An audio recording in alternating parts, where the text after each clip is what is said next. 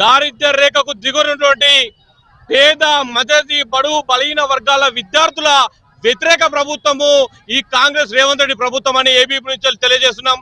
ఎందుకోసం అంటే 4.5 సంవత్సరాల నుంచి దారిద్ర్య రేఖకు దిగునటువంటి పేద విద్యార్థులకు అందాల్సినటువంటి స్కాలర్షిప్లు ఫీజు రియంబర్స్మెంట్ ఇవ్వకుండా దాదాపు 12,000 కోట్ల రూపాయలు వాళ్ళ ఖజానానే దాచిపెట్టుకుంటున్నారు.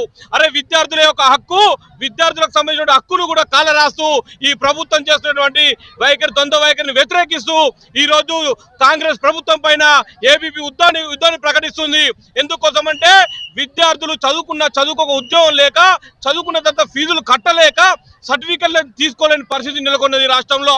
ఇప్పటికి దాదాపు 22 లక్షల నుంచి 25 లక్షల మంది విద్యార్థులకు చాలా మంది చదువుకు ఉద్యోగం లేక చదువుకున్న సర్టిఫికెట్లు తీసుకోలేని పరిస్థితిలో ఈరోజు రెక్కాడితే డొక్కాడని పరిస్థితుల్లో పేరెంట్స్ యొక్క తల్లిదండ్రుల యొక్క రక్తాన్ని తాగి ఈరోజు ఎంజాయ్ చేస్తుందని చెప్తున్నాం రేవంత్ రెడ్డి.